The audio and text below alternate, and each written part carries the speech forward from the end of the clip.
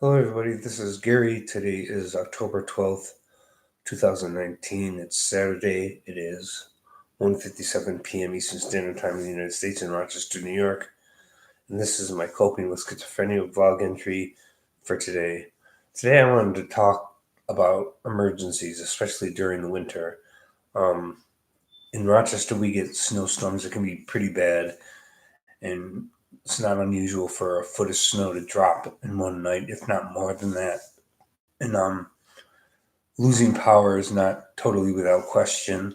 Um, that's happened to me before when it's dead in the winter and it's cold outside, and the heat and the electricity on the inside of my apartment or house goes out. That has happened to me before, and it's not something you should ignore as a possibility.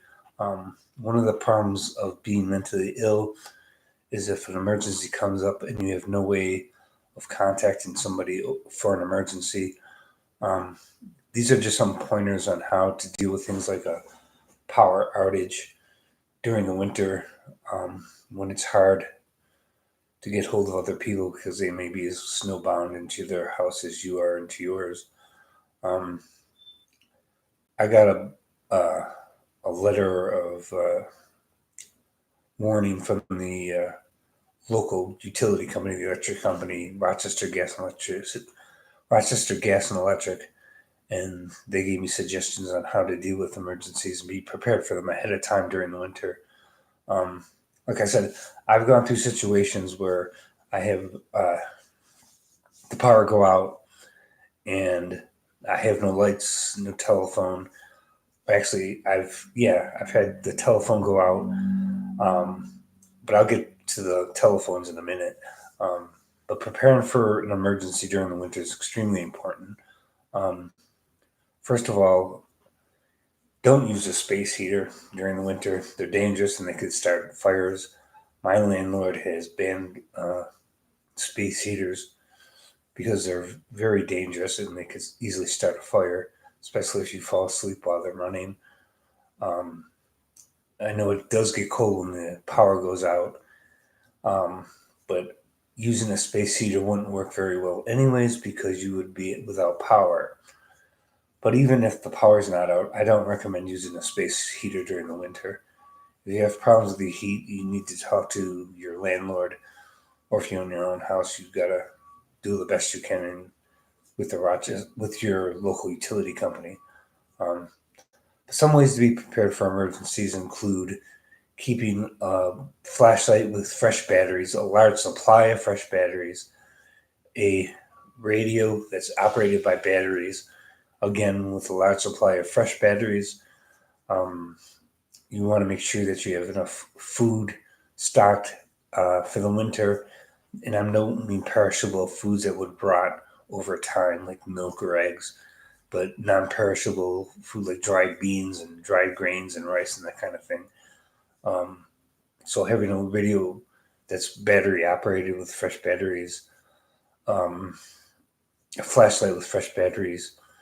You could make sure that you have a cell phone, but a cell phone itself may not be all that great, not by itself, because if the power goes out, it is true that your phone will still work on the battery, but it's also possible that your battery will run down and then you've got no way to use a phone. That's why it's a good idea to keep both, you know, a landline going in your apartment or house, and also have a cell phone because they can help augment each other.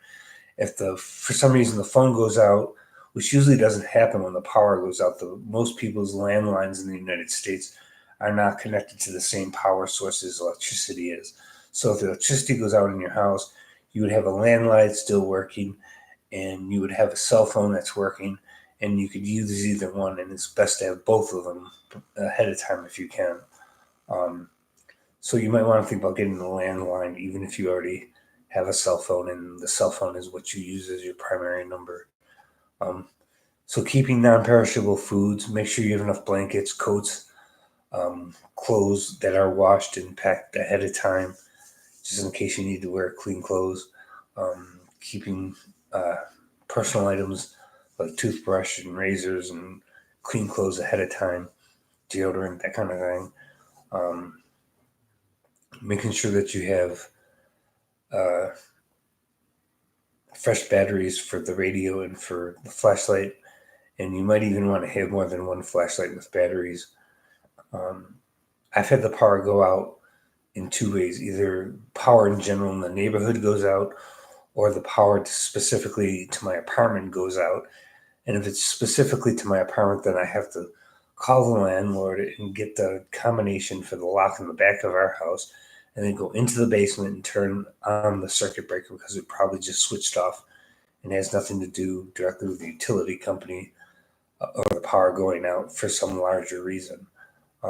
But just in case there's emergencies, make sure you have a cell phone, landline, batteries with a flashlight or more than one flashlight, a radio or more than one radio, and batteries for the radio. Make sure you have perishable foods, bottled water. Almost forgot about that. Um, and if you have pets, make sure you have enough pet food ahead of time. Like dry dog food will store easier than wet dog food. But then again, you could buy it in cans. I guess that would be okay too.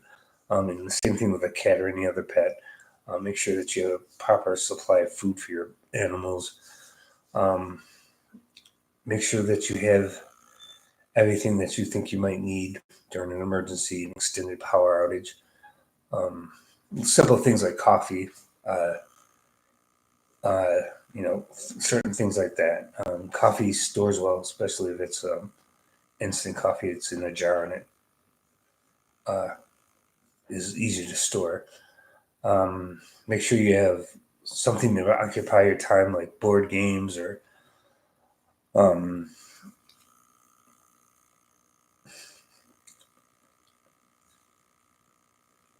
but I guess that's all for now. Just some suggestions for the upcoming winter. Subscribe, like, and comment, and share.